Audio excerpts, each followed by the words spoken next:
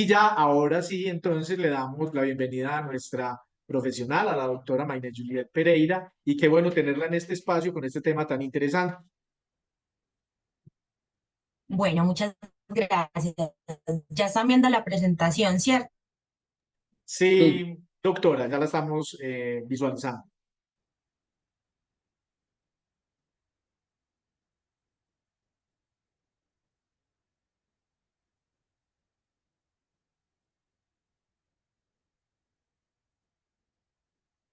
Doctora, ¿Están viendo la presentación? sí, sí, pero como la tenías en pantalla completa, la podemos visualizar mejor. Ah, listo. Eso, perfecto, ahí sí ya está muy bien. Bueno, entonces iniciemos. Entonces hoy vamos a hablar del trastorno por déficit de atención e hiperactividad, que es un trastorno que se define como un trastorno del neurodesarrollo. Quiere decir que empieza a estar presente desde la formación, ¿cierto?, del ser humano, desde la parte de la formación neuroanatómica, que hay algunas alteraciones que generan pues ya los síntomas que vamos a ver más adelante. Es un trastorno persistente en el tiempo que llega hasta la edad adulta. En cuanto a la historia, pues en realidad tuvo varios nombres. Antes de 1980 se llamó defecto patológico del control moral, disfunción cerebral minimal, daño cerebral mínimo, pues síndrome hiperkinético, pero en 1980 por la Asociación de Psiquiatría Americana fue establecido el diagnóstico de trastorno, como en el nombre de trastorno, por déficit de atención e hiperactividad. ¿Qué es lo importante de esto, cierto? Es uno de los trastornos más frecuentes que tenemos en la niñez. Y pues tengamos en cuenta que empiezan a verse los síntomas desde la niñez, pero las consecuencias de si no se trata a tiempo, pues se van a ver a largo plazo, incluso en los adultos. Eh, También es crónico, que es lo que hablamos, y más o menos entre un 3 y un 7% de los niños cursan o pueden cursar con este diagnóstico. Entonces, otra de las cosas más importantes es que usualmente este trastorno no viene solito, ¿cierto? Sino que muchas veces tienen estos pacientes con este trastorno un riesgo más alto, hasta el 85% de estos pacientes presentan otro tipo de trastornos mentales.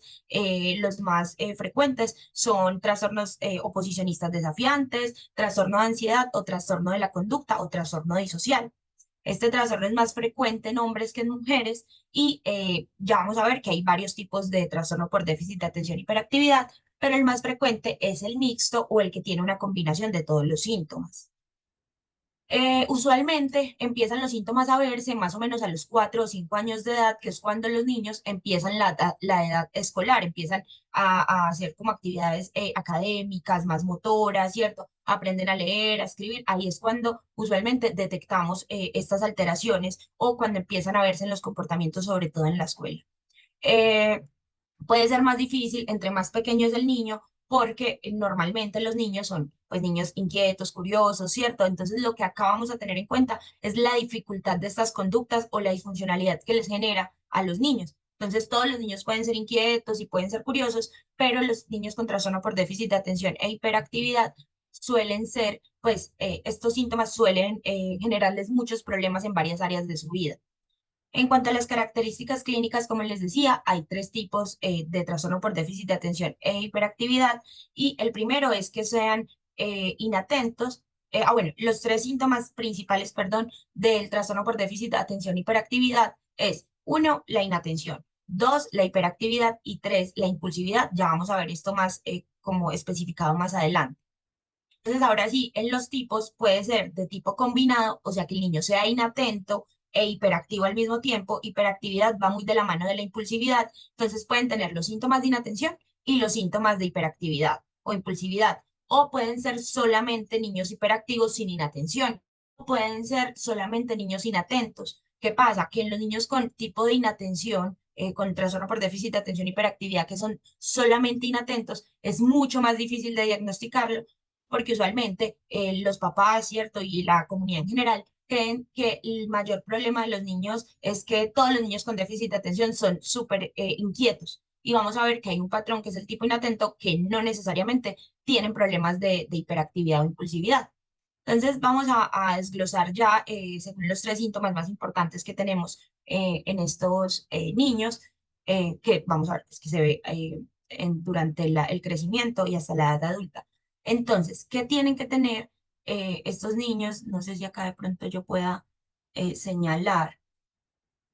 Si ven mi... Bueno.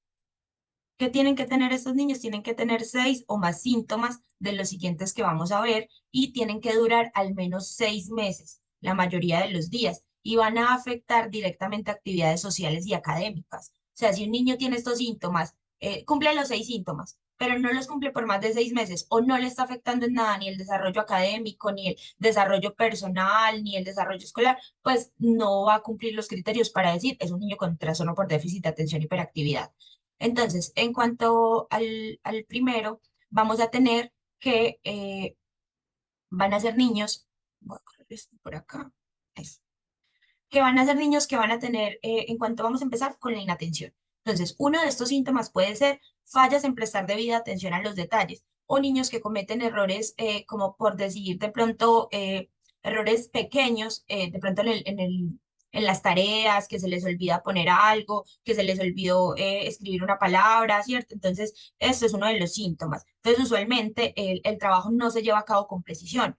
También pueden ser niños que con frecuencia tienen dificultades para mantener la atención. Entonces, usualmente se les hace muy difícil mantener la atención en un solo estímulo, entonces mantenerse concentrados 40 minutos, 1 hora, 2 horas en una clase, porque ellos rápidamente van a cambiar de foco de la atención, porque va a pasar algo y se van a distraer. Parecen que son niños que no parecen escuchar cuando se les habla. Entonces, no, es que yo le hablo, doctor, y es como si no me pusiera atención, como si no me estuviera escuchando, como si fuera sordo. Sí, siempre hay que descartar que no haya ninguna alteración en la parte auditiva, ¿cierto? Hacer exámenes auditivos, pero usualmente ellos están como concentrados en otra cosa que no le prestan mucha atención como a lo que le está diciendo la mamá en ese momento. Entonces pueden parecer como distraídos o ausentes en muchas ocasiones. Otro de los síntomas es que no sigue las instrucciones o no termina las tareas. Entonces, usted le dice que por favor vaya y saque la ropa de la lavadora y la doble o la ponga a secar. Entonces, él va a sacar la ropa, pero de pronto la deja por ahí o no la va a terminar de doblar. Son niños pues que no terminan como las tareas adecuadamente. O va a empezar a hacer una labor y no la termina, la tarea la deja media, ¿cierto? Entonces los profes le ponen incompleta. Usualmente tienen dificultad para organizar tareas o actividades. Entonces van a ser niños que se les hace muy difícil poner en orden su habitación, poner en orden las cosas que tienen que llevar al otro día para el colegio, entonces se les olvida el cuaderno, se les olvida que tienen que llevar la cartulina, ¿cierto? Usualmente las tareas van a ser muy desorganizadas, los cuadernos van a estar desorganizados, no cumple con los plazos, entonces tenía la tarea para mañana y pensó que era para pasado mañana, entonces empieza a alterar toda su funcionalidad a nivel académico. Se muestra poco entusiasta cuando va a iniciar tareas. Entonces, ay, no, mamá, qué pereza que me ponga a hacer tareas, porque para ellos esto requiere un nivel de como de actividad mental mucho más fuerte, entonces le van a tratar de evitar tener que hacer esas actividades.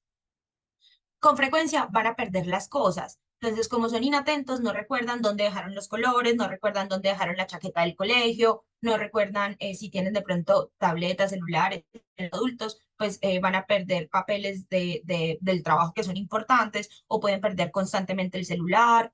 Eh, Vamos a ver que también pues lo que les hablaba ahorita, que se distraen con facilidad. Entonces, usualmente de pronto están en el colegio, alguien les habló, ya, listo, se les perdió el foco de lo que estaba diciendo la profe y se pusieron a hablar con el compañerito o vieron pasar algo por la ventana y ya se quedaron pensando en otra cosa y cuando vuelven a ver al tablero, ya no saben, ya están atrasados, ya dejan entonces el dictado a medias, olvidan las actividades cotidianas. Entonces son niños que como se les dificulta establecer rutinas, ¿cierto? Se les olvidan detalles cotidianos, como por ejemplo lavarse los dientes, como por ejemplo tender la cama o bañarse, o sea, cosas que en realidad son cotidianos y a ellos se les puede, pues, en los adultos pasa mucho que se les olvida entonces pagar las facturas de la casa, de los servicios. Entonces les llegan dobles o se les pasa la fecha, se los cortan. Esto pasa mucho, sobre todo en los adultos, son como ejemplos. En cuanto a la hiperactividad y la impulsividad, que yo les decía que van mucho de la mano, también deben cumplir 6 o más de los siguientes síntomas de los que vamos a hablar y también deben durar más de 6 meses y afectar directamente la funcionalidad de los pacientes. Entonces, la hiperactividad se va a manifestar principalmente como un jugueteo constante de las manos o los pies, o el niño que se retuerce, que todo el tiempo se está moviendo del asiento, se levanta todo el tiempo. entonces se le dificulta permanecer sentado por un tiempo prolongado, entonces van a ser niños que se van a levantar del puesto para ir a sacarle punta al lápiz, o se van a ir al baño, o se van a levantar y van a dar una vuelta por el salón y constantemente están como moviéndose. Corretea o trepa en situaciones en las que no es apropiado. Entonces van a ser niños que en el salón se la van a pasar corriendo, ¿cierto? Cuando uno no espera que si están de pronto en la celebración de la Eucaristía o en sitios donde uno debe permanecer callado y quieto, va a ser el niño que va a estar dando vueltas pues, por toda la iglesia, por ejemplo. Puede ser incapaz de jugar, ocuparse tranquilamente en actividades recreativas.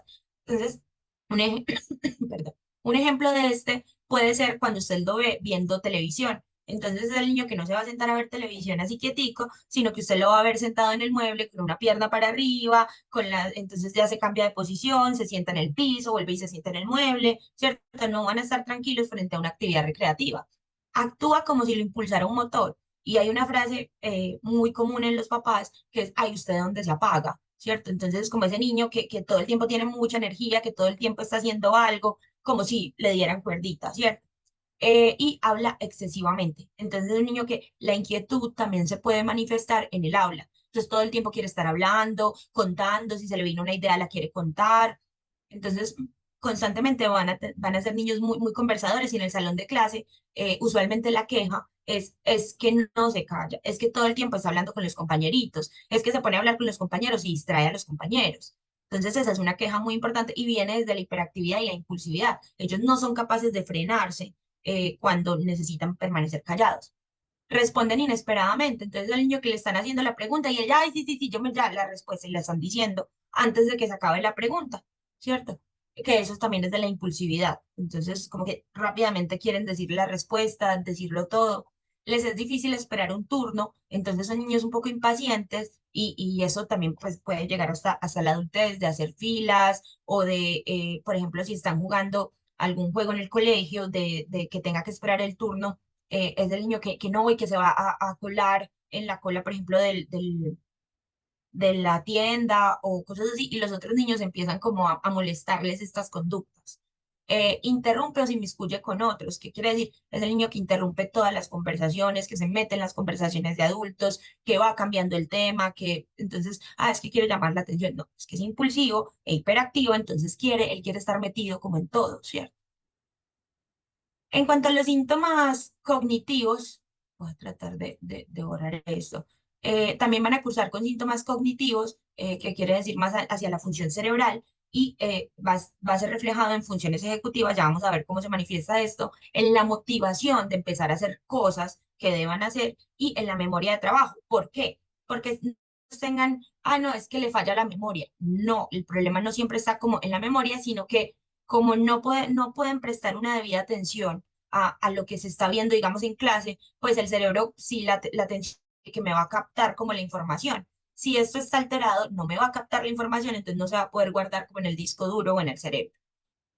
En cuanto ya a la parte de las funciones ejecutivas, entonces van a tener, pues como hablábamos antes, dificultades para iniciar actividades, dificultades para mantenerse haciendo tareas, por ejemplo, para controlar la frustración. A veces cuando de pronto se olvidan un detalle o se equivocan, van a ser niños que no van a poder modular muy bien estas emociones. Recordemos que son impulsivos, entonces las emociones se van a sentir muy intensamente, sobre todo la frustración, la rabia, ¿cierto? Entonces van a ser niños que van a llorar muy fácilmente, que se van a alterar muy fácilmente, eh, y poder monitorizar como la actividad, o sea, poder darse cuenta si las actividades las están haciendo bien o no, es muy difícil para ellos.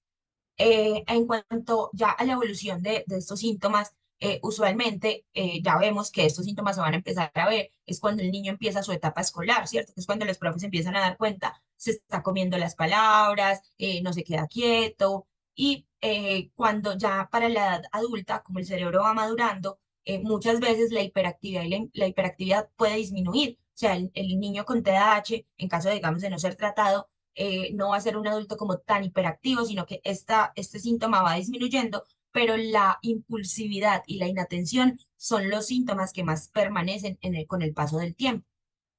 Entonces, para hacer un diagnóstico de estos niños, en realidad el diagnóstico es clínico, ya con el médico, poder evidenciar o que reporten los padres o los reportes del colegio nos digan que hay más de 6 síntomas de los que vimos de inatención o más de 6 síntomas de hiperactividad e impulsividad por más de 6 meses que le estén afectando la funcionalidad, ya con esto se hace el diagnóstico. Sin embargo, es muy importante hacer o puede ser muy importante hacer unas pruebas neuropsicológicas para mirar cómo en qué áreas específicas es donde está más grave estas alteraciones y después con este reporte poder empezar a hacer una rehabilitación neurocognitiva. Entonces, en cuanto a la etiología, entonces vamos a tener que es una etiología, bueno, en cuanto al diagnóstico, no requerimos como tal hacer ni resonancias magnéticas, ni exámenes de sangre, pues para hacer el diagnóstico no se requieren otro tipo de pruebas.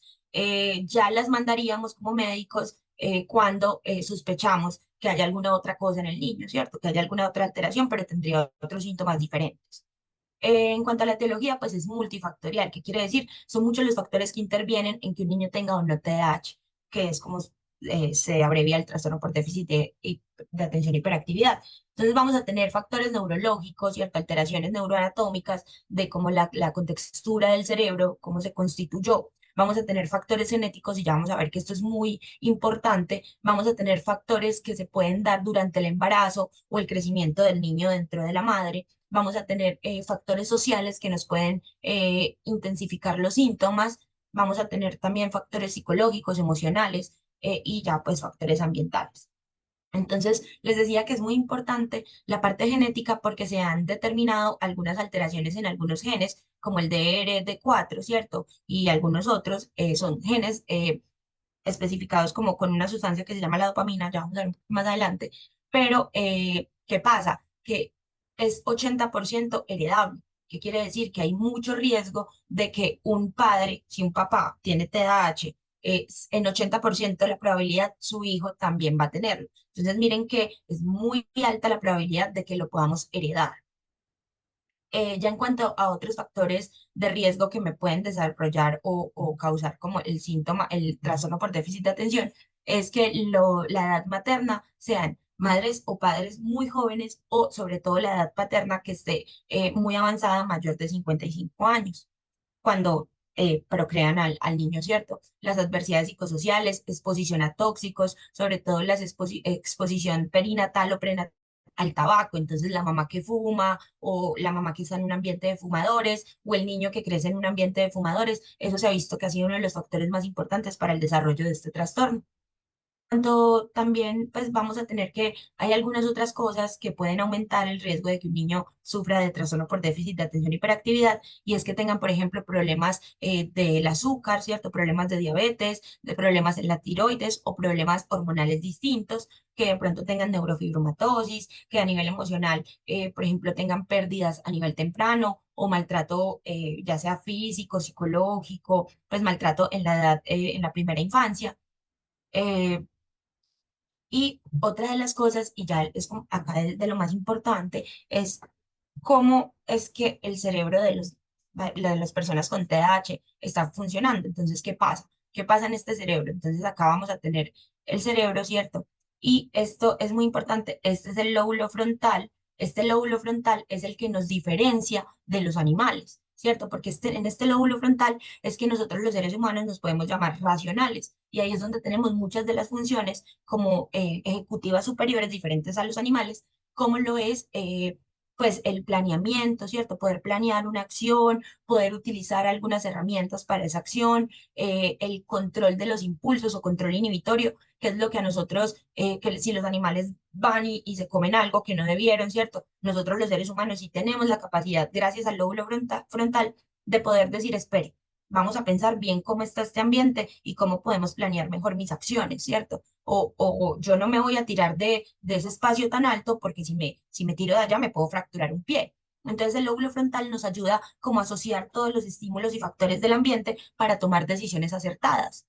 Y para que este lóbulo funcione necesitamos de la dopamina. La dopamina es una sustancia, es un neurotransmisor, una sustancia que está en el cerebro, una de las tantas, que es bien llamada también la hormona del placer, ¿cierto? De la motivación, la hormona que nos ayuda a activar esta zona que vemos acá. En los niños con déficit de atención o pacientes con déficit de atención y hiperactividad, se ha visto que esta hormona está más bajita, este neurotransmisor, perdón, está más bajito, no hay casi esta sustancia en el cerebro, lo que quiere decir que este lóbulo frontal no va a estar tan activado como debiera estar en pacientes sin este trastorno. Entonces, usualmente, y la mayoría de la gente suele pensar que los niños con déficit de atención y hiperactividad tienen el cerebro más activo, ¿cierto? Y lo que han visto los estudios, y acá les voy a explicar un poquito, esto se llama una tomografía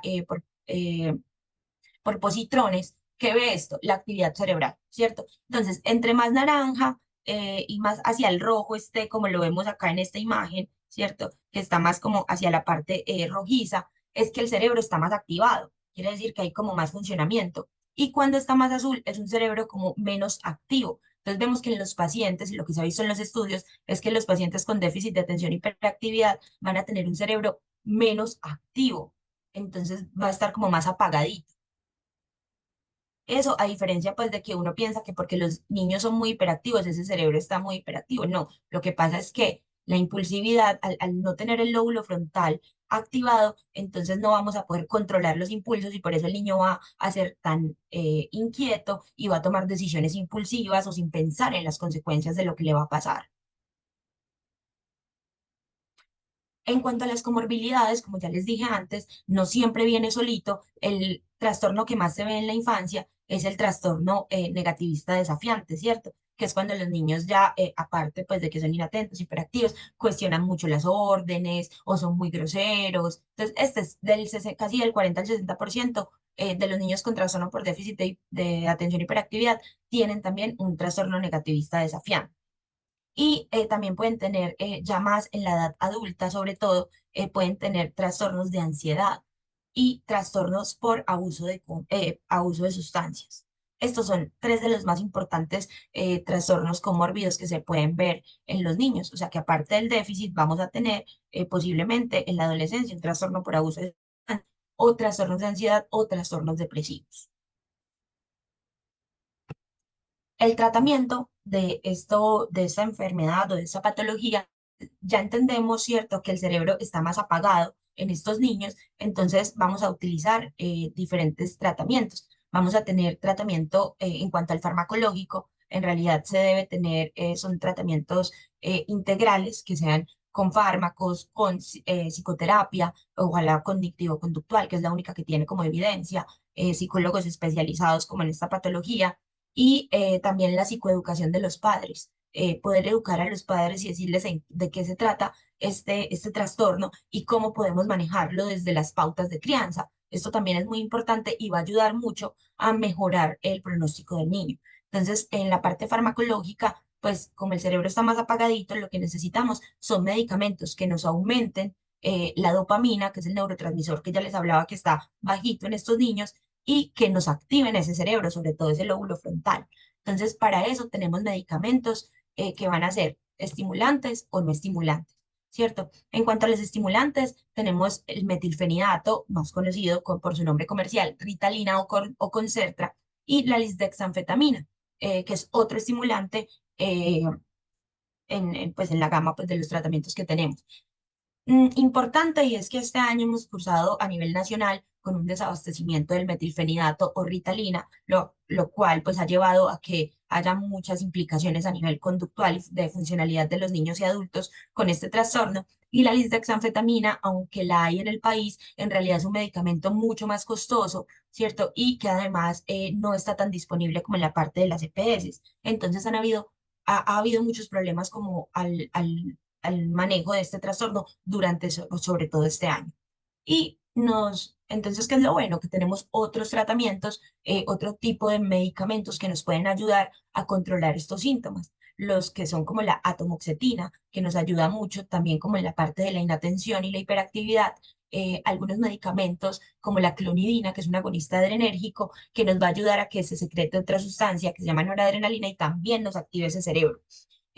Algunos antipsicóticos, los más usados son la risperidona y el aripiprazol en niños, nos ayudan mucho a controlar los impulsos y la hiperactividad de estos niños y a que pues tengan mejor funcionalidad. O algunos antidepresivos como los el escitalopram, la sertralina, la fluoxetina que podemos utilizar, sobre todo fluoxetina y sertralina en esta población infantil.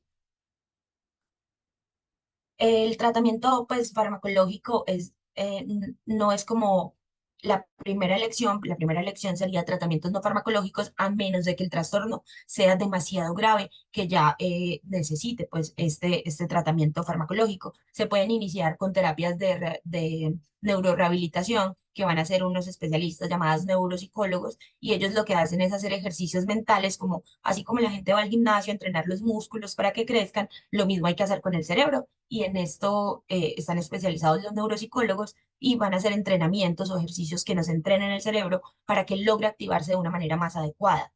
El tratamiento igual farmacológico es muy seguro en los niños y adolescentes, tiene que ser formulado por un especialista en psiquiatría o en neuropediatría, ¿cierto? Incluso también los pediatras, pero debe ser formulado por un médico. No puede ser formulado pues ni autoformulado ni formulado por otra clase de profesionales. Eh, lo que hablamos ahorita, pues, de que todos los medicamentos, bueno, que hay ciertas limitaciones en cuanto a la disponibilidad, y todos los medicamentos, hasta el acetaminofén, pueden tener efectos adversos. La mayoría de efectos adversos de estos medicamentos van a ser que van a disminuir el sueño y van a disminuir un poco el apetito. Entonces, como el cerebro se activa, pues va a disminuir el sueño y por eso se debe tomar en unos horarios específicos, que es en la mañana o al mediodía, como en las primeras horas de la tarde, pero nunca por la noche, porque si no vamos a tener problemas para dormir. Y el esquema de dosificación a veces es incómodo porque de pronto en el metilfenidato toca darlo cada 4 horas. La lisdexanfetamina sí se puede dar, por ejemplo, solo una vez al día. Pero eso son cosas pues con las que ya uno va cuadrando a nivel de individualizar al paciente, ¿cierto? ¿Qué pasa? Un niño pues sin tratamiento va probablemente a tener un fracaso escolar, va a de pronto tener utilidad por parte de sus pares o de figuras de autoridad, porque muchas veces van a tener muchos problemas para como tal el tratamiento de estos niños. O sea, van a tener conductas a veces inapropiadas, difíciles de manejar. Entonces van a ser niños que van a regañar en el colegio, que van a regañar en la casa, que los compañeritos de pronto les van a empezar a incomodar las conductas que ellos tienen, entonces se van a sentir como muy acusados o muy regañados. Esto pues puede traer otros problemas como problemas afectivos, como la depresión o la ansiedad. Eh, como son niños tan impulsivos, pueden tener también, o en los adultos se puede ver problemas de precocidad sexual, ¿cierto? O dificultades para adaptarse en los entornos, dificultades para adaptarse al colegio, a los grupos sociales en la adolescencia, a los trabajos en la edad adulta. Y como son niños que están buscando la novedad, ¿cierto? Se aburren muy rápido de las cosas y todo el tiempo quieren estar metido en todo y quieren como probar. En la adolescencia van a ser mucho más vulnerables a probar sustancias psicoactivas y a mantenerse en esas adicciones. Vamos a ver que también el hecho de que la dopamina esté bajita en estos niños, ¿cierto? Esa sustancia de la que yo les hablaba, va a hacer que cuando prueben estas sustancias psicoactivas puedan tener como un poco de aumento de esta sustancia y ellos digan, ah, esto sí me gusta. Entonces lo repiten y lo repiten la conducta. Por eso es tan importante hacer un tratamiento a tiempo para que no hayan como estas alteraciones en la juventud, en la adolescencia o en la edad adulta, que los lleve a tener un problema más, como es el consumo de sustancias psicoactivas.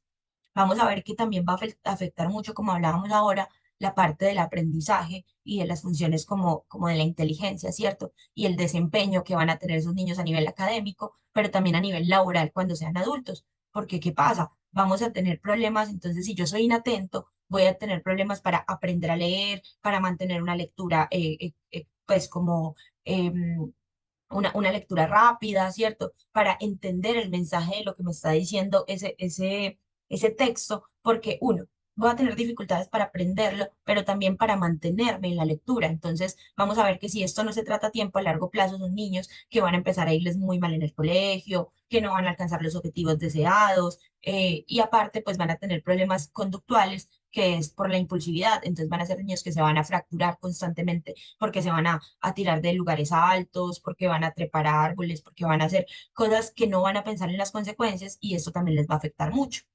Entonces vamos a tener que, pues lo que hablábamos ahora, en la edad escolar y en el adolescente pueden tener problemas de autoestima.